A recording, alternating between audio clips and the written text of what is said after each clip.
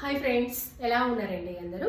మనము ఇక్కడ కనుక చూసుకున్నట్లయితే ఈ కుర్తీ వచ్చేసి 44 సైజు వాళ్ళది 3 మీటర్ల క్లాత్తో కుట్టాను. ఇక్కడ చూసుకున్నట్లయితే ఫ్రంట్ స్లిట్ అనమాట.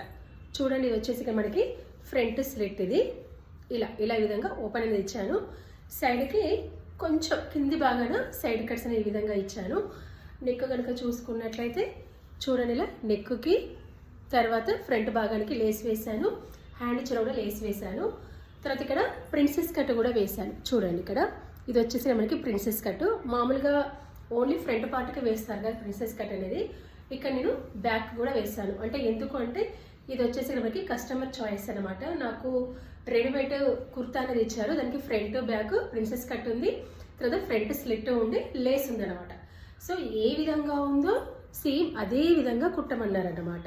కాబట్టి నేను ఈ విధంగా కుట్టాను. ఇక్కడ చూడండి, మనకి పూర్తిగా కుట్టిన తర్వాత 44 సైజు కుర్తా ఈ విధంగా కనబడుతుంది.